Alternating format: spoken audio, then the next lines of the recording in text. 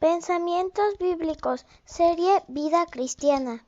En esta serie de estudios llamada Excelencia Espiritual, estamos analizando que el deseo de Dios es que sus hijos vivan de una manera excelente, que tengan una vida exitosa que no debe confundirse con riqueza material.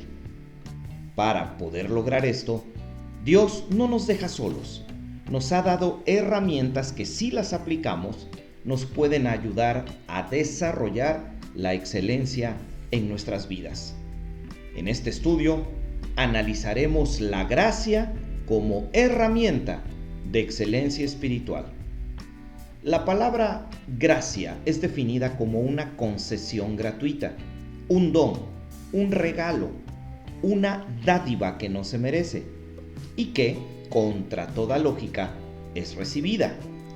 En el contexto cristiano, la palabra gracia suele referirse de manera directa al sacrificio de Cristo, el cual, de manera inmerecida, se convierte en una dádiva divina hacia el hombre, lo que lo salva de la condenación eterna y abre la puerta de la influencia de Dios en nuestras vidas por medio del Espíritu Santo.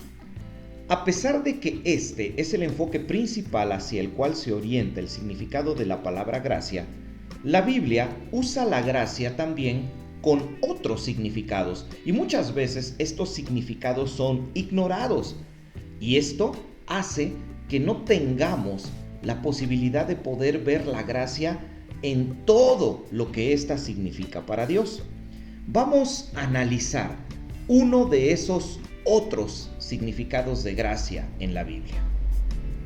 La gracia es contemplada en las Escrituras como una condición.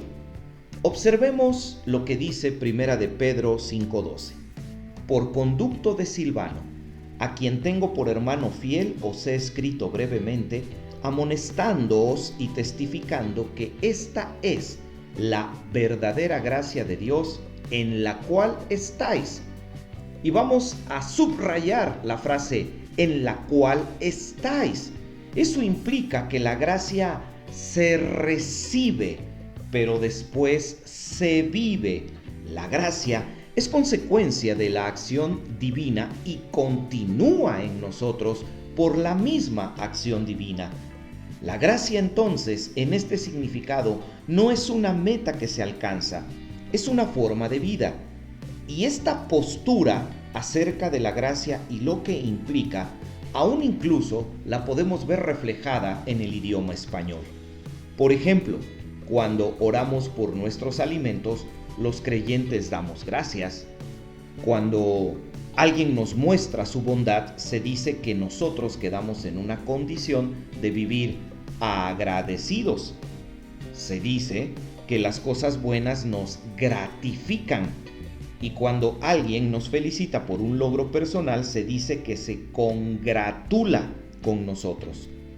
Cuando alguien ha hecho algo bueno a favor nuestro, lo gratificamos.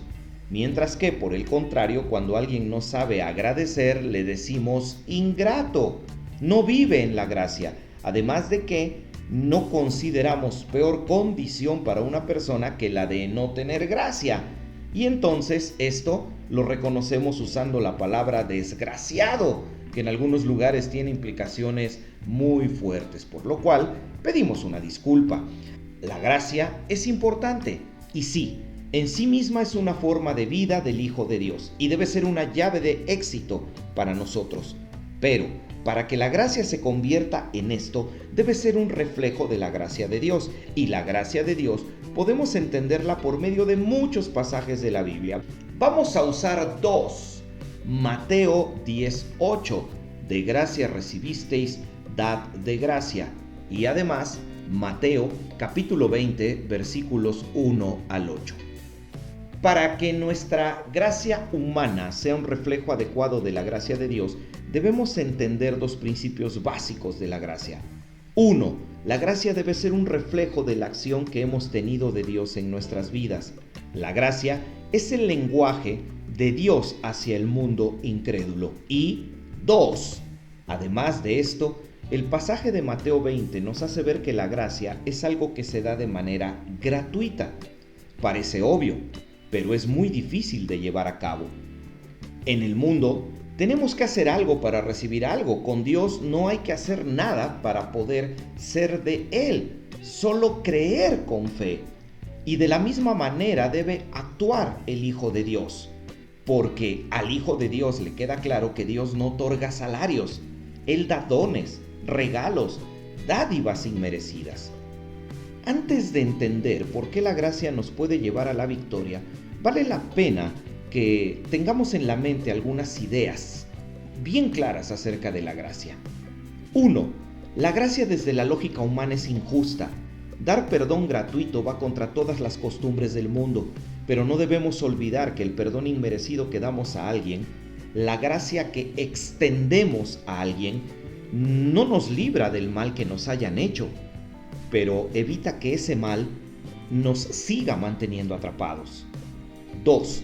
La falta de gracia provoca resentimiento, y resentimiento quiere decir sentir de nuevo.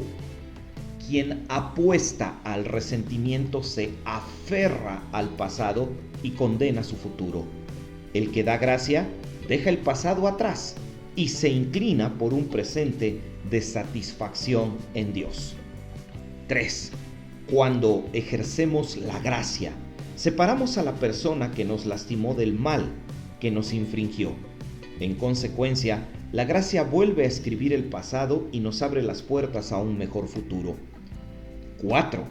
La gracia exige que recordemos un pasado doloroso, pero solo recordando el pasado podemos ser capaces de olvidarlo. 5. La gracia hace pedazos la ley de la venganza, la cual tiene una falta que nos esclaviza, y esa falta es que nunca termina de ajustar las cuentas pendientes. 6.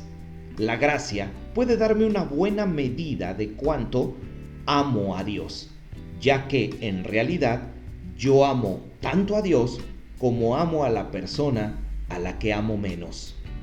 7. La gracia puede tener una vertiente muy peligrosa, el que aprendamos a despreciarla. Podemos llegar a ignorar las misericordias de Dios de una manera tan grande que acabamos por rechazar el arrepentimiento, lo que puede llevarnos a una destrucción total.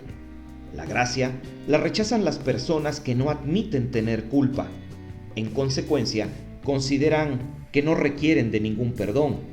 Y si no lo crees, piensa en el faraón de Egipto durante el éxodo de la Biblia.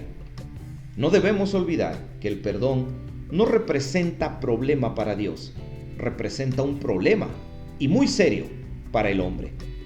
Con todo esto, podemos ahora sí entender por qué la gracia es una llave de éxito para el cristiano.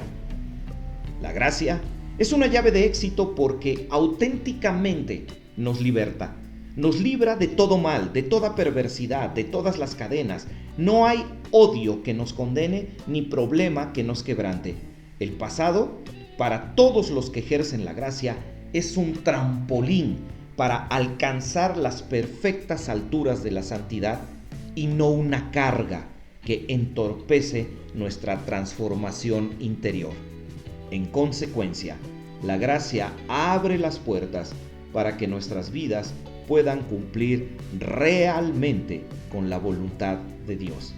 Y para Dios, estas vidas son las que realmente han alcanzado la excelencia. Tengamos en mente lo que escribió Gordon MacDonald. El mundo lo puede hacer casi todo tan bien como la iglesia, o mejor. No hace falta ser cristiano para construir casas, alimentar a los hambrientos o sanar a los enfermos. Solo hay una cosa que el mundo no puede hacer: no puede ofrecer gracia. Ojalá los cristianos entendamos lo que es la gracia y sobre todo vivamos dando a los demás lo que Dios nos dio a nosotros. Ese es el secreto de la gracia, recibir y compartirla. Para entenderlo prácticamente, entra muy bien una ilustración conocida como Dios en una iglesia. Una iglesia que estaba agonizando fue a buscar a un hombre sabio en busca de consejo. El consejo del hombre sabio fue: lo único que necesitan saber es que en medio de ustedes Dios se encuentra disfrazado y para resolver los problemas de su iglesia, tienen que encontrar quién de las personas de su iglesia es Dios. Los hombres que buscaron consejo van a su congregación y le platican a la gente lo que sucedió. ¿Qué pasó entonces? Entre ellos empezaron a tratarse como si estuvieran tratando a Dios, porque no sabían quién de ellos podía ser Dios. En el periodo de tiempo más corto que pudieras imaginar, esa iglesia se transformó. ¿Por qué? Porque empezaron a tratar a las personas como Dios los trató a ellos. Cuando los cristianos tratamos a los demás como si ellos fueran Dios, sí, con humildad, sí, considerándolos superiores a nosotros, ¿saben qué es lo que pasa? La gracia se activa, y aunque nuestro corazón humano nos dice que vamos a ser humillados, si nos humillamos, la realidad es que al final terminamos enaltecidos. Por eso muchas iglesias agonizan alrededor del mundo, porque tienen un cáncer que los está carcomiendo desde adentro. Nadie quiere en esas iglesias actuar como Dios. En la tuya, ¿tú serás el primero que actúe así? La gente debe ver en nosotros a nuestro Dios. Eso es el verdadero cristianismo.